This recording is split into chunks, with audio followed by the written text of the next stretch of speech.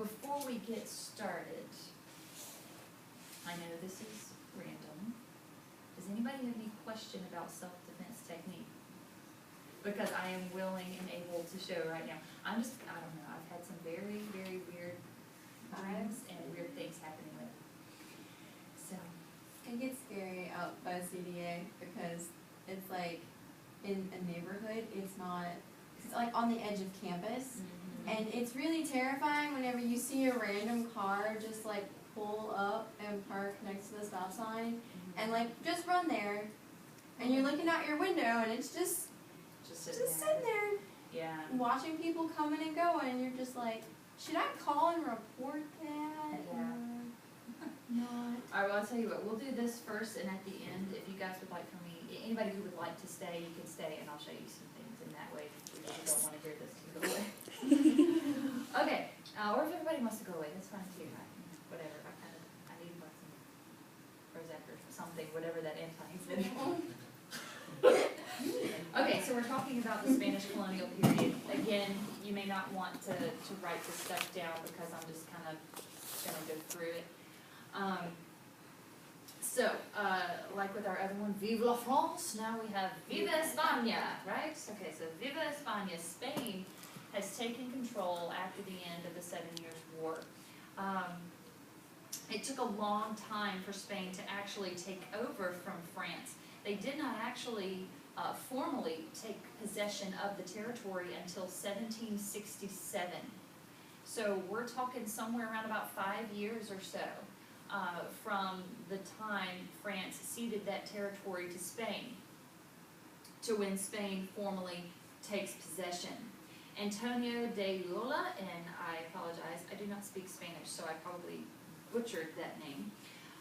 He was the first Spanish governor, and if you remember reading in your textbook, it mentioned that Ulloa had some problems at the get-go with his office, especially in New Orleans, because he did not have a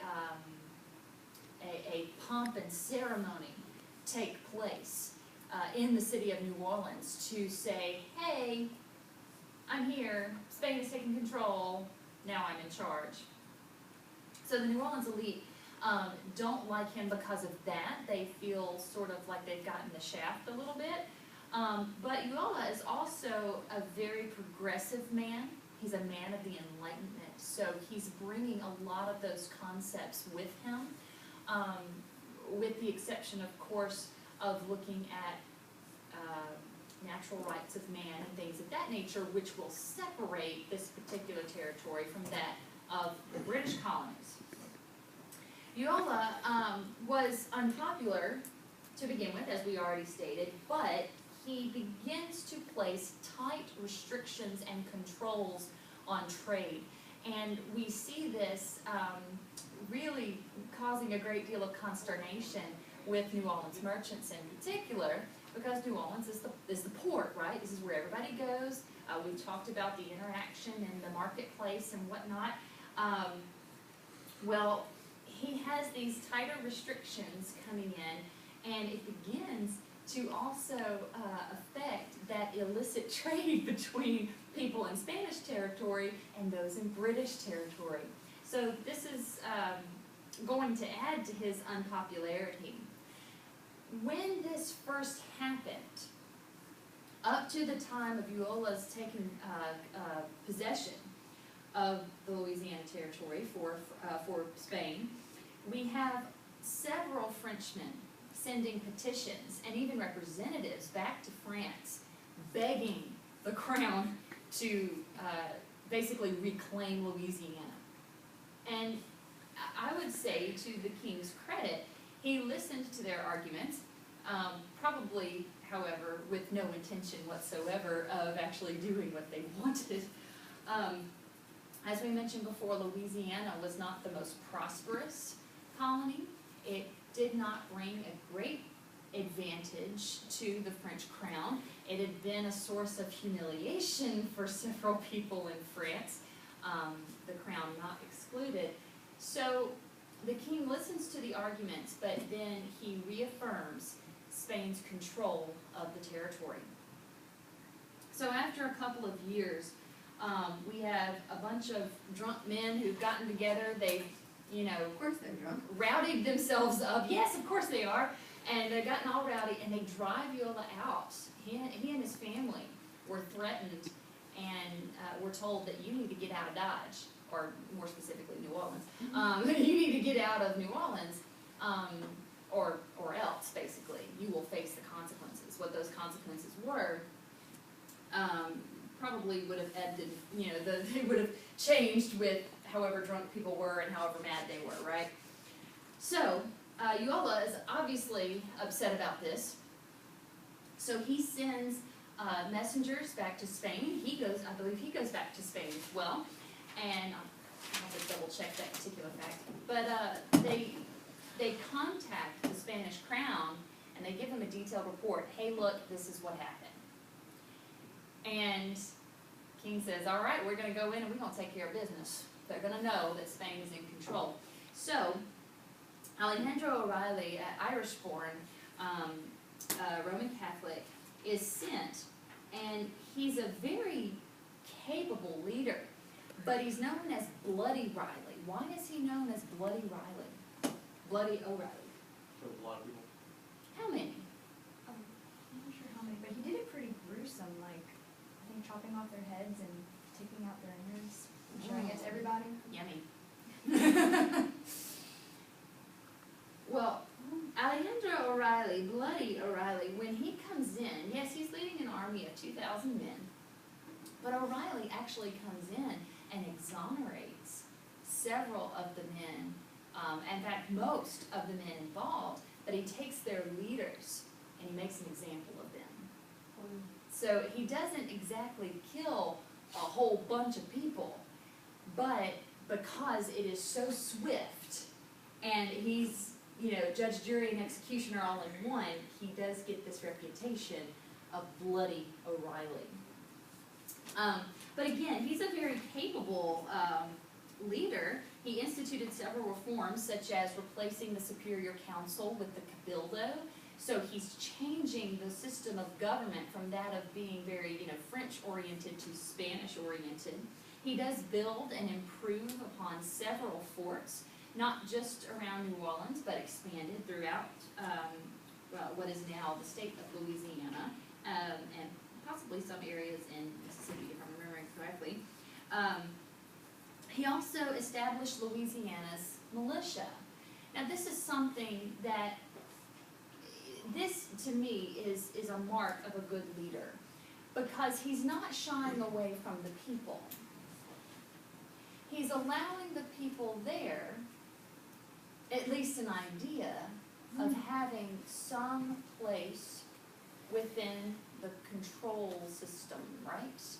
So there's about 1,000 settlers, 1,000 colonists who make up Louisiana's militia, and he's instrumental in organizing that. He also is incredibly instrumental in improving relationships with Native Americans, because if you remember, these relationships have been strained. By this time, there have been well over 100 years worth of interactions between not just the Spaniards, but the British and the French with Native Americans. And these do not always work out for the Native Americans, do they? So O'Reilly, in an effort to build a good relationship with the Native Americans, he starts giving them gifts. If you remember, this is a part of Native American culture, a lot of gift giving. And he wants to prove that his gifts are superior than that of the British in particular. And so he puts on a mock battle. It's a sham. And thereby it proves that the quality of his goods that he wants to give them is of the highest quality. So he's able to improve relationships with Native Americans in that way. After Alejandro O'Reilly, O'Reilly was not governor, by the way. I believe Nzanga was governor during this time. And when he, I believe that's right. Pretty sure that's right. Does somebody have a textbook with them? Or you want to check? No? Chris, Christian, you have your textbook? Okay, if you have it, flip through your textbook and let's make sure that Nzongo is the governor before Galvez. Anyway, Bernardo de Galvez became governor in 1777, and that year is incredibly familiar to those of us who grew up in the United States. Why? Independence. Galvez? Yep. Okay, so Nzonga is, okay, fantastic. All right, so Nzonga is before Galvez. So this is during the American Revolution, right? This is the year after the Declaration of Independence, and this is when we see a lot of the battles really starting, things are starting to come to a head. So Galvez and other Spaniards recognize that this is their opportunity to kick out the British, right? Let's get the British out of the New World, out the way. So he has a secret treaty. He is part of this, of making a secret treaty with Americans to drive out the British. If you remember, at the end of the 7 Years' War, the British have basically almost everything east of the Mississippi, and the Spanish have everything west of the Mississippi, with the exception of a few Gulf coastal lands. Galvez is instrumental in retaking Baton Rouge, as well as the entire Gulf Coast and West Florida from British hands. So Galvez he's governor, but he is a very active governor. He is a military governor. And he ultimately, it makes a very good relationship between Spain and what will be the United States, at least for now. At least for now. Oliver Pollock, who is an American, has lands in British West Florida, as well as Spanish, lands in Spanish territory in Louisiana. He's got, a house in New Orleans, and he's all along different bayous, right, in Old Tunica, and so he's got a lot of different lands, and he and other New Orleans businessmen are sending supplies to the American rebels. They're sending gunpowder, they're sending foodstuffs, they're sending cloth and shoes and different kinds of things like that. They are doing what they can to support the American cause. But even though he might be considered, a true patriot, and he is adamantly working for the government, the Spanish government, to assist and help supply Americans during their revolution, he loses his personal fortune because of his involvement, and ultimately has to work pretty hard to pay off the debts that he incurred. So let's go to your essay now. The essay starts on page 37. All right, so this is Oliver Pollock's Plantations, an early Anglo landowner on the lower Mississippi, 1769 to 1824. So Pollock sees firsthand what's going on with this changeover with Alejandro O'Reilly and hold on.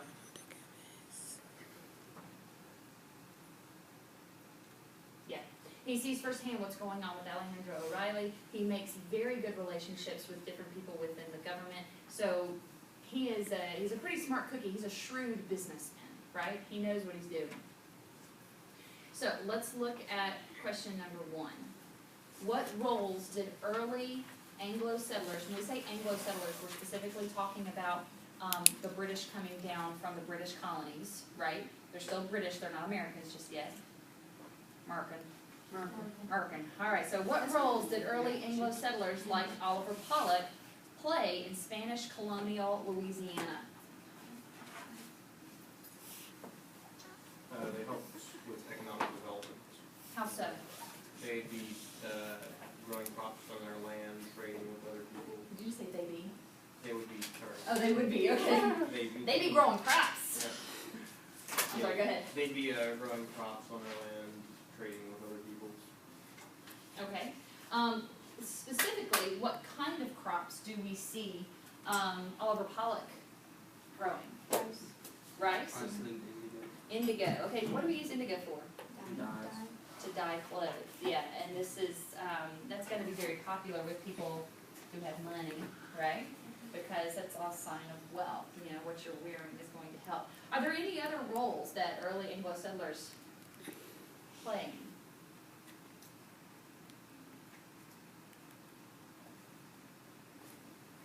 This sort of influenced the politics of the region as well, because they had a lot of money, and so they kind of used their money to fund their own political agenda. Very good. So Oliver Pollock, you know, his involvement with the American Revolution, yes, there are Spaniards who have recognized that, oh, this could be a good thing, but we also have Americans, or other, I should say, Anglo settlers, who are there working to that end, right? They are working to push this through. What other roles like do in that claim?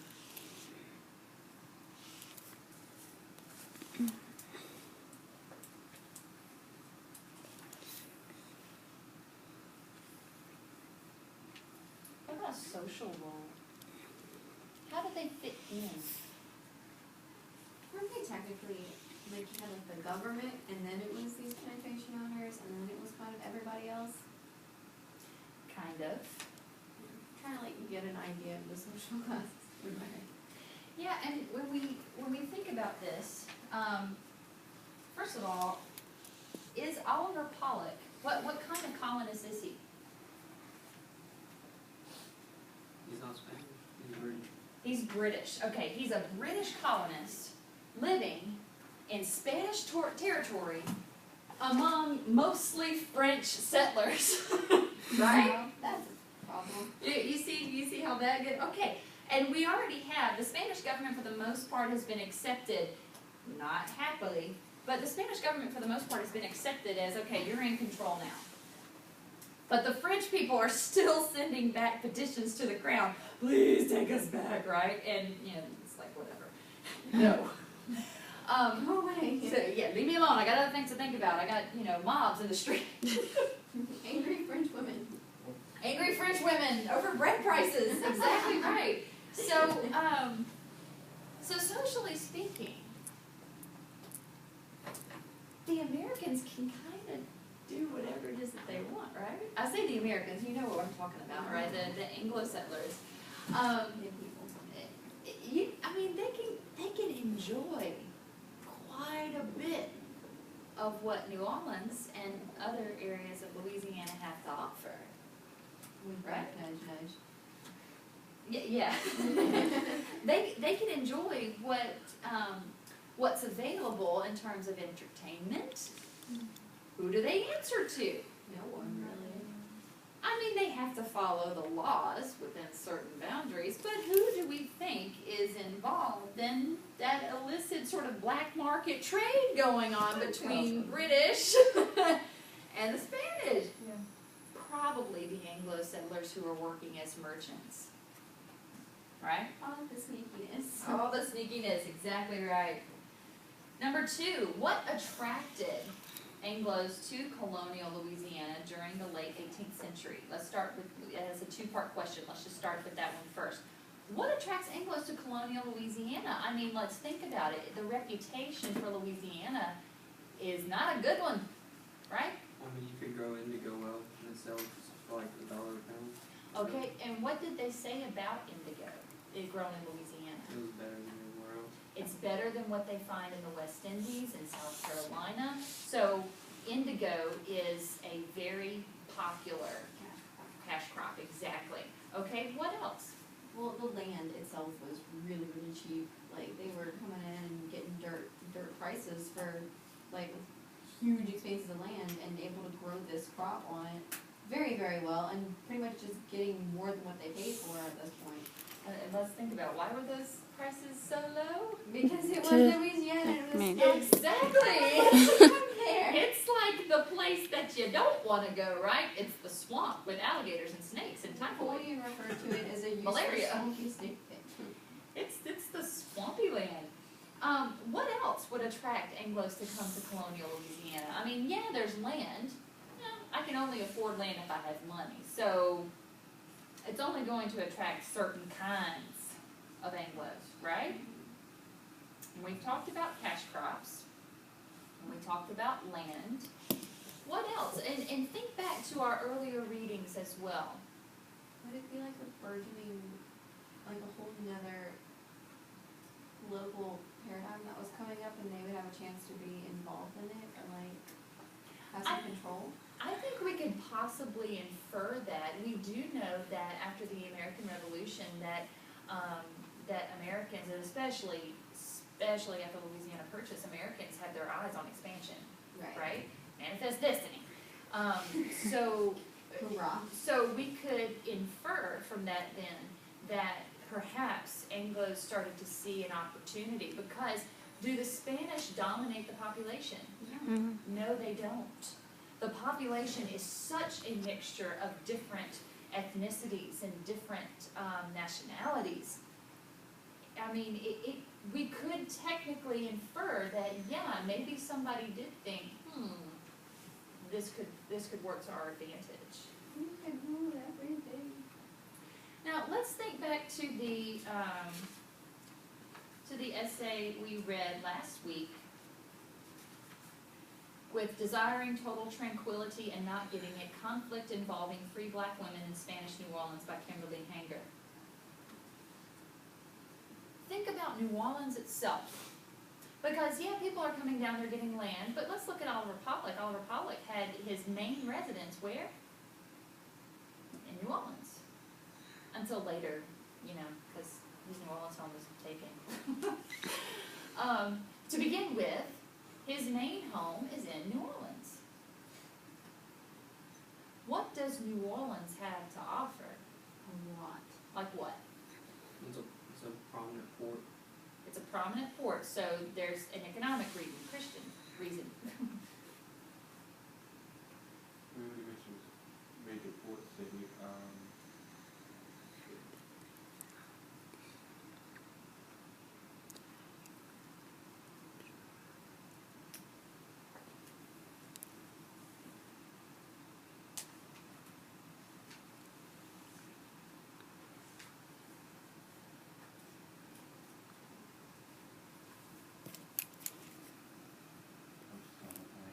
It's okay.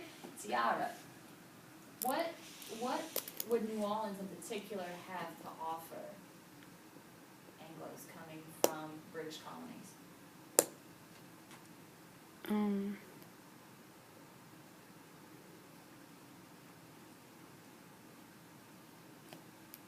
don't know, crops.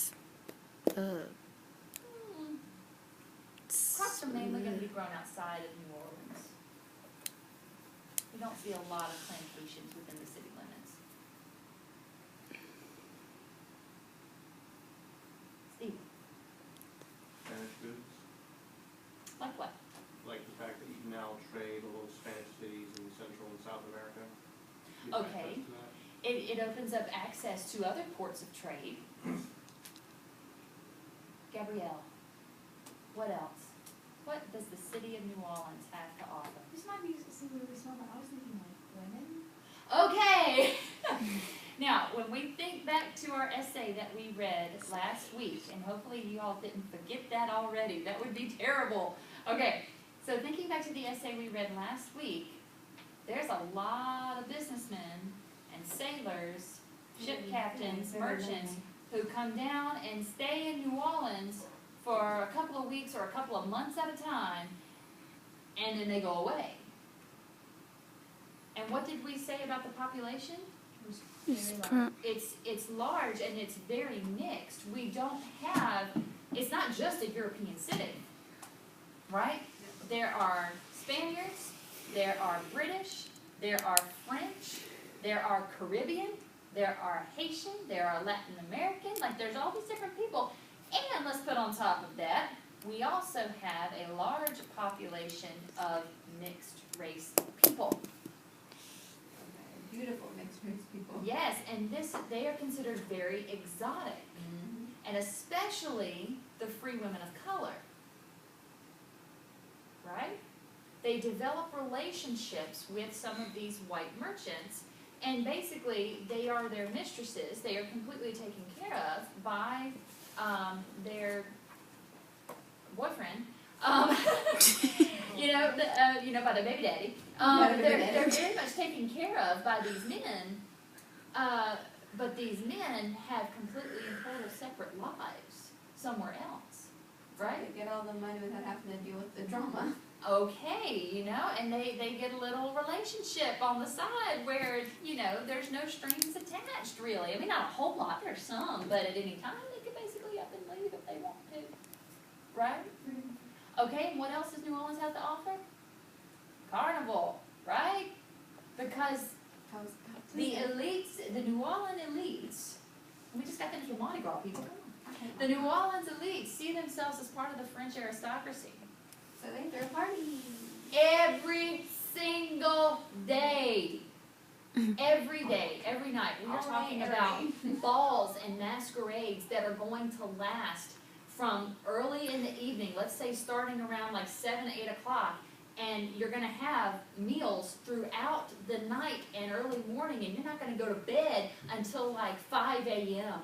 It's ridiculously lavish, And that is constantly throughout the week. How did they do anything? They didn't.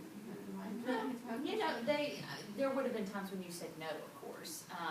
Sometimes everybody's got their limits. But also, what were women required to do in the middle of the day? Take a nap. Why? Because they're weaker. They also going out and drinking and carousing and dancing all night, right? So you took a nap in the middle of the day. Really? That was an established thing that we had to do? Yeah. That's wonderful. I know, isn't it? Bring it on. Gender equality, I want that too. Yeah, hey. Everybody should, well actually, in Spanish culture even today, there's this siesta that you take. It's early afternoon, you take a siesta. I am so on board with that. I do too. That's what I told Miss Bring Football. that over here. I think so. Okay, so New Orleans, colonial Louisiana, and New Orleans in particular has a lot to offer, right? And Anglos are seeing something that's completely different. It's out the box from what they know. Okay, so next part of question number 2, why were they welcomed? Why did the Spanish colonial government welcome Anglos? They needed them. Why? They needed alliances. For what? For the upcoming war and the struggle. But do they know there's an upcoming war?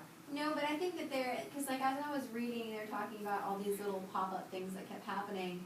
And I think they had this whole impending sense of doom coming toward them, and they're like, well, we may as well form relationships while we can, because people are going to get really powerful really quick, and it would help to have them on our side. Okay, the Spanish, very good. The Spanish are not deaf and dumb here. They have the ability to hear, to read, and to communicate what's taking place in the British colonies. So we can infer that they have heard about what's going on.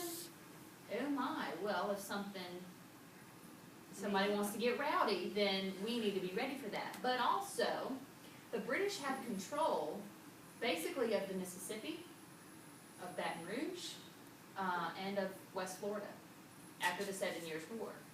So the British have control of quite a bit that can hurt Spain economically.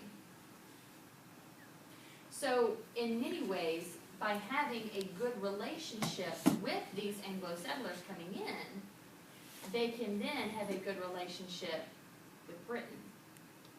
And when they do hear about this impending, revolution, like, oh, things are getting started. Hey, did you guys hear about the Boston Massacre, quote unquote? Black people died. Did you hear about, the Tea Party? Did you hear about this? Did you hear about that? More than likely, that trickled down. Not sure how fast, but we've already established that New Orleans is a major port, and it's got several captains, several ships coming in. I'm sure they were frequently. terrible gossips. So, Come in? of There's course. a great Andy Griffith episode about intervening gossips. Okay, question number 3. How did the colonial era plantations created by planters such as Oliver Pollock, differ from the stereotypical plantations of the antebellum period. First of all, what's antebellum? After Civil War. Pre-war, before the war, okay? So, how did the colonial era plantations differ from the stereotypical plantations of the antebellum period? So let's talk about both of them. What does a colonial era Louisiana plantation look like? It's like a miniature city, sort of. Well, if we go, what Pollock's plantation home was, you have a mixture of architecture between British, French, and Spanish, which I think is very unique, because normally when I think of like antebellum plantations, I'm picturing a house with like Greco-Roman columns in the front. Oak Alley, Yeah. places like that, right? And Oliver Pollock's home, what did it look like? How did they describe it in the essay? I'll just tell you, it was small. It was a modest home, and when I say modest, I mean like, it wasn't exactly a shanty, but it certainly was not a mansion either. It wasn't for show, it was for, what's the word I'm looking for? It was kind of It was for. utilitarian, there we exactly. go. It was like a Creole cottage. Yeah. Really is what it was. So he doesn't have anything overly ostentatious, and other planters were probably very similar to that. It was more function than anything. Okay, it's function, and what word did you use, Luago, Stephen? Utilitarian. Utilitarian, okay. So, what else? How do they differ? Antebellum homes are more kind of thought of applying for like the household and exporting small, I guess. They weren't really focused on making money for like putting into the economy. It was more of like sustaining them and becoming rich. The way the Spanish were doing it, it was more of like a make money procedure. So it was like really pouring into the economy instead of simply taking care of themselves. Okay. What about the crops grown? Oh yeah, those They were didn't different. grow, antebellum was major cotton, and before they did a lot of their indigo, rice, corn. King cotton, right? That's what we know of. That's what we think of with the antebellum South, king cotton. But with these colonial era plantations, we do have a great deal of indigo, especially rice, corn. We do see potatoes and other things like that. That are grown. Potatoes not so much. Get more rocky areas, but anyway. But we're seeing those types of crops grown. There's subsistence farming as well, to provide for the household. But when we think about the stereotypical antebellum plantation, we're thinking that there is one crop that they capitalize on, right? And more often than not, this is cotton. When we get up to like Virginia and places like that, it's tobacco. Tobacco is king sort of up there. For the most part, cotton is king in the antebellum South. So colonial era plantations, they seem to be more utilitarian. We still see slave labor, right, that's still there. So in some ways we could say, well, it ain't much different. But there are, I think, some fairly significant differences in that it's geared toward, such as in Oliver Pollock's case, towards individual interest as opposed to a national or territorial interest. Oliver Pollock is growing indigo. Why? Because he sees it as a valuable commodity, and he knows he can make good money from it. Antebellum South, pretty much everybody growing cotton, at least, generally speaking, we got a lot of people growing cotton and tobacco, and they're exporting it, right? They're exporting it to Britain, they export it to, up north and all that kind of stuff. So, there are some differences, but those small things kind of come in and we go, okay. Also, when we think about rice was incredibly labor intensive, right? And I say was. It's incredibly labor intensive, and it was not a food that the people who own the plantations would eat. It was seen as a food strictly for the enslaved or for the poor, right? But down in New Orleans, it's different. You remember we talked about this a little bit with cuisine. New Orleans is raspberry wine. It eventually, it becomes, well, this is a part of our heritage. This is a part of our culture. So, I digress. All right, let's get back to our lecture here. Vive la Révolution! Back to French here. All right, so with the French Revolution, you guys have studied that in Civ, so you know all about that, right? Good. Okay, so with the French Revolution, news of the French Revolution comes, fairly quickly across the Atlantic and reaches the ears of Louisiana colonists. And this is going to alarm New Orleanians in particular. Why? Because they see themselves as part of the French aristocracy.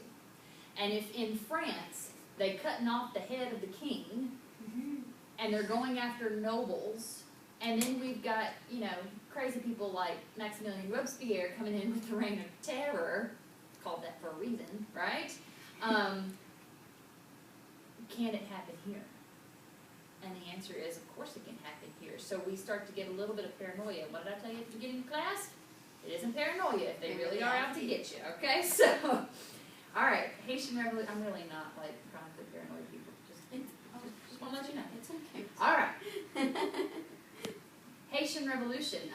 We talked about this during the last class.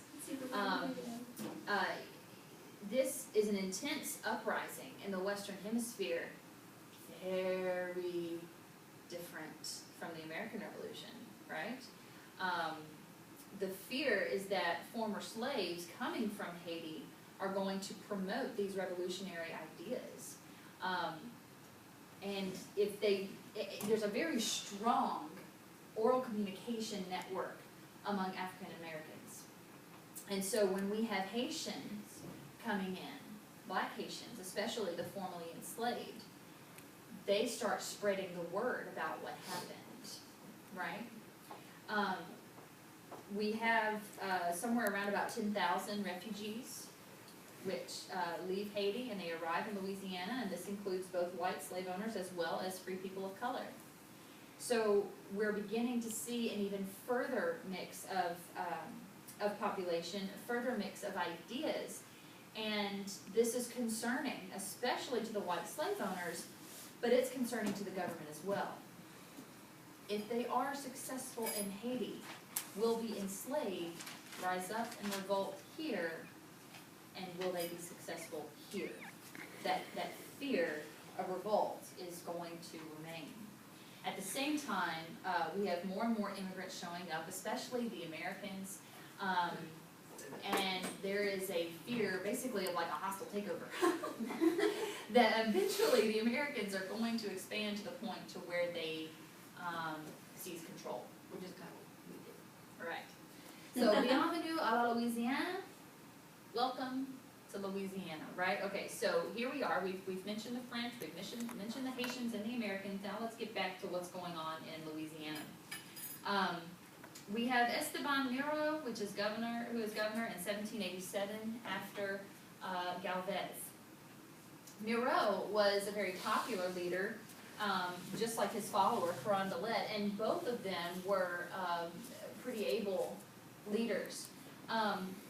In spite of the fact that Moreau, I love this, he basically tries to civilize New Orleans. I thought that was cute. Isn't that funny? Okay, so we have, we're going to try to make New Orleans a moral, respectable place. And if you remember our essay that we read about the moral climate of Louisiana, this is going to be a hard task. So, The biggest.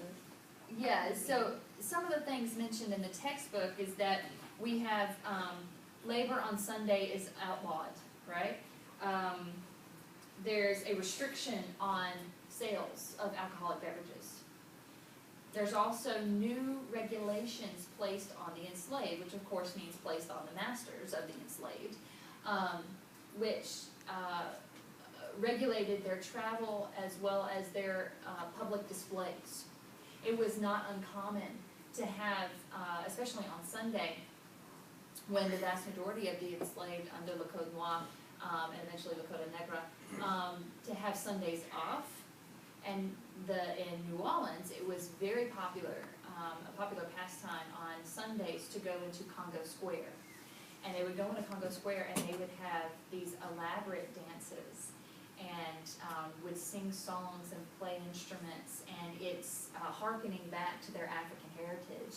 And we have to take into consideration that there might be people in Louisiana at this point in time who are from Africa, like they were not born in the New World.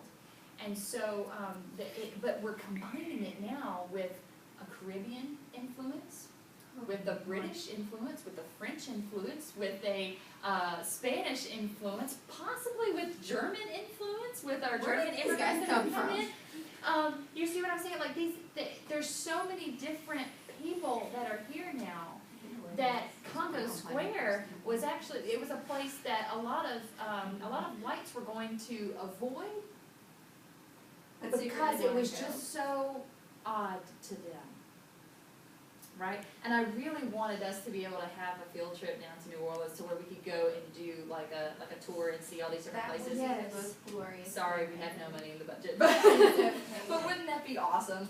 So let's just pretend. You just teased us. I did. Shame on you.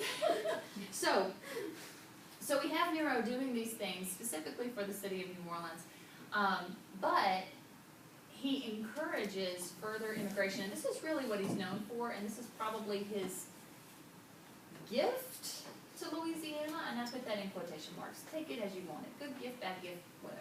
So he promotes a liberal land grant policy in order to encourage immigration, but here's the thing. In return for getting land at rock bottom prices, those new immigrants to Spanish territory must swear an oath of allegiance to Spain, they must convert to Roman Catholicism, and they must obey all the laws of Louisiana territory. These are the stipulations. I'm basically giving you land. This is what you gotta do. So, very, very interesting to think about how many Anglos came in under this policy, and the vast majority are all Protestant. Oh dear. Isn't that interesting? Okay, so after Miro, we have Carondelet. Carondelet continues these particular settlement policies, but he's the guy who has to deal with the issues resulting from the revolutions. So Miro kind of gets off easy to an extent. Carondelet, basically sort of the big to-do under his rule as governor is the Point Coupé slave conspiracy. Somehow somebody heard through the grapevine that a number of the enslaved in Point Coupé were going to kill their masters and declare their freedom. Oh, I've heard about that. Yeah, basically taking, I hope so, it was in the textbook. No, I mean, like, I've read it, but I've heard about it outside of, Gotcha. like, somewhere. What was that? Yeah, it's kind of important in Louisiana history, but it pops up in some national textbooks. Not a whole lot. So anyway, we have this this conspiracy that's discovered, and the enslaved who are involved are convicted rapidly.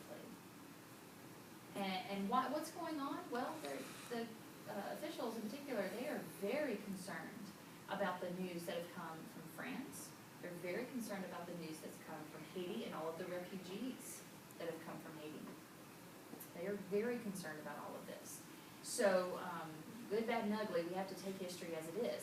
So they stomp out the conspiracy by executing those seen as leading the revolt. And when they execute them, they cut off the heads and place the decapitated heads on poles at different points along the Mississippi River as a message to anybody else who would attempt this type of conspiracy. Hey, it's a London Bridge flashback. Yeah, this is some medieval crap here, right? I mean, It it's really just like, is. really? That's Okay. great, guys. When I read that, I was like, wait, what year is this? That's what Dr. Yeah. Clark wouldn't do to us. So, huh? So that's what Dr. Clark threatened to do to us if we didn't turn in our papers in MLA format. And that's on film, people. That is Thanks to y'all right now, I've got blackmail, Dr. Clark. Just kidding, Dr. Clark. Okay, so, just kidding.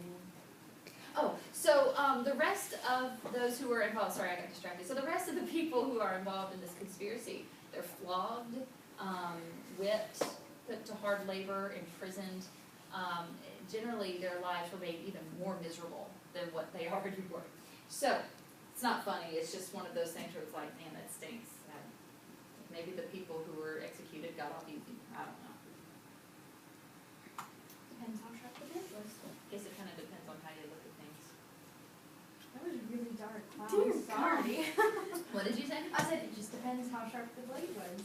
And then Oh, I realized how ew. dark that sounded. I like Thank you for that beautiful visual. Sorry, guys. Well, I don't know where that came They're from. Spanish, they don't have the guillotine. Well, Oh. maybe it's something about the name Gabrielle. You know the name Gabrielle means godly warrior? Yes. I'm so serious. Not in all translations. Some translations. One of them is Gabrielle warrior of God. Okay, and some translations Have say a God is my keychain. strength. I have the keychain. I have the Oh. keychain. Yeah. I have the keychain. No woman of God. Darn. But still. Okay, so Don't judge me. after all of this stuff takes place, now enter les Americains, right? Alright, so les Americains, which some of my Cajun friends refer to me as. I'm an American to them, which cracks me up. Lost my train of thought. Okay, so enter the Americans. After the French Revolution, we know things went a little crazy. We have the Reign of Terror, and we have Napoleon Bonaparte, who basically crowns himself emperor. I say basically, he did crown himself emperor, He but did. Yeah. physically speaking, he. Yeah, it was a lovely ceremony. But Napoleon Bonaparte has crowned himself emperor, and he is intent on making an empire. So this includes reclaiming Louisiana from Spain. So he works a secret treaty with Spain, and he's able to do just that. He reclaims the Louisiana Territory in the year 1800. For the briefest of times, we go back French, right?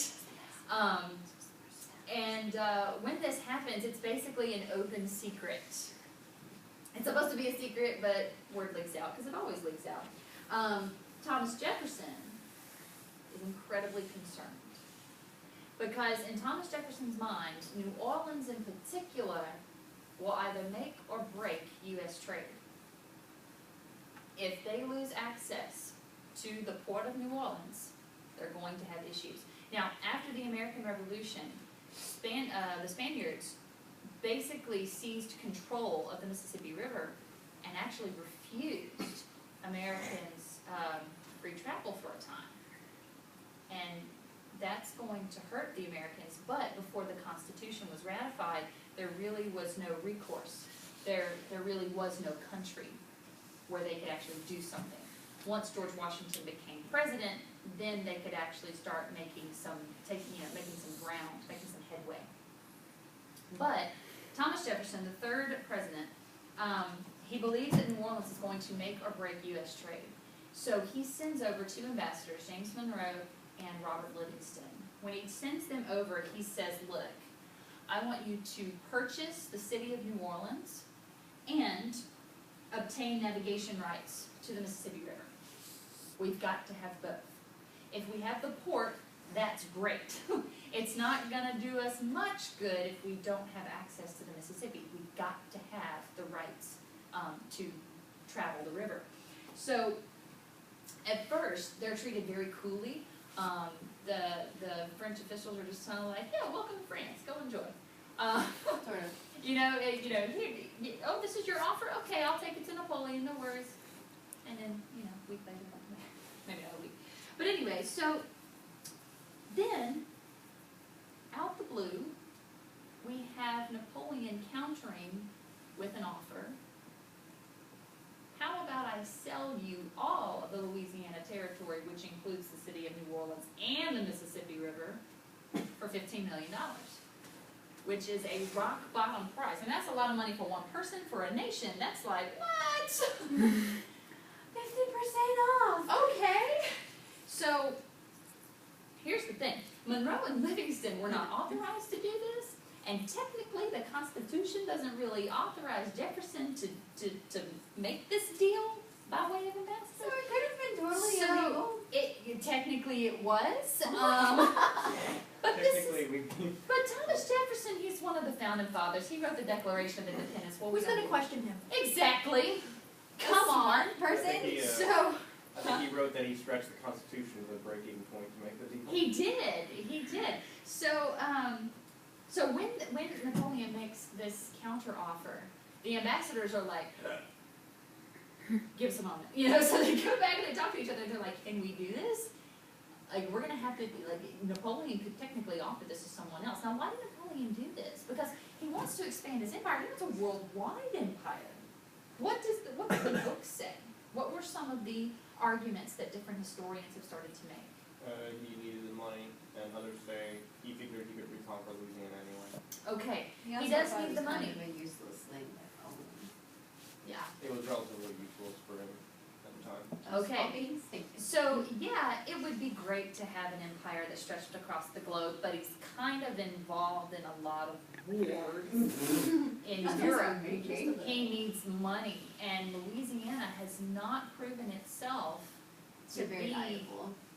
you know, Helpful. to be able to be exploited as much as, you know, South America. So, or even as the New England colonies. So, Napoleon counteroffers, and the two ambassadors, without permission and without the authorization, they basically sign the check and say, thank you very much, we'll see So you. what'd they do? Wrap you it later. up and say, hey, Thomas, it's your birthday, here's Louisiana. Well, I think, didn't the Senate have to ratify it? yeah, I mean, it has to be, like, everything has to go through and be approved of, but again, who's gonna deny Thomas Jefferson? And with basically like a conversation, they doubled the size of a brand new nation That's a pretty big that deal. has created a brand new form of government. Mm-hmm. You know, albeit based on older forms, but still, this is a brand new form of government, and it has succeeded to the point to where we have had a successful turnover, because this really shows us that the United States was heading on its way to become a successful, thriving nation, is the fact that when the turnover happened from George Washington to John Adams, it was peaceful. There was no bloodshed. And George Washington refused a third term. That was not stipulated in the Constitution, that Americans could not, or presidents could not serve more than 2 terms. Washington refused the nomination. Yeah, John I think I got Adams. exhausted by the time 2 terms were up. Anyway. Yeah. John Adams becomes Second U.S. president, Yeah. the second U.S. president. He only serves 1 term before Thomas Jefferson wins the next election. But again, we have a peaceful turnover. These are 3 of the main people who were involved in founding the nation. We got George Washington fighting battles, John Adams, who's highly instrumental in the writing of the Declaration of Independence. We say Thomas Jefferson did it all, he didn't. John Adams was really very instrumental in pushing the Continental Congress towards issuing the Declaration, then assisted in writing the Declaration. So he's like, John Adams he's somebody to study. And then we have Thomas Jefferson, sort of the final author of the Declaration of Independence, and also the one who really pushed for a Bill of Rights, which is why we have the first 10 amendments, freedom of speech and all that good stuff. Because we have a successful, bloodless turnover, by this point in time, the United States has established itself as a legitimate political system. This is huge. So 1803, we had the Louisiana Purchase, and with a stroke of a pen, Louisiana doubles the size of the United States. But before any states can be brought into the Union, it's got to be explored. So we're going to pick up in Unit 2 with the Lewis and Clark expedition. And we will discuss Louisiana Purchase in more detail and whatnot. So, there we go. Your Unit 1 exam, I will finish getting that up online no later than Monday. And you will have until Wednesday evening at, I think, 9 p.m. in order to complete it. So you will have at the very least 3 days. How many hours is that? 48? 72? Okay, so you have at least 72 hours to do that. It's going to cover basically Native Americans, that first lecture, up through this lecture. The readings, both textbook and supplemental, these are fair game. Okay, so go back and review your notes. Go back and review the questions at the end of the essays just to kind of refresh your memory about the things that we talked about. And if you have any questions, send me an email. I have had some students who've had trouble with getting me by email, so I want to give you my personal email address, but I would ask that you please don't share this with anybody if you're still recording, if you put it off.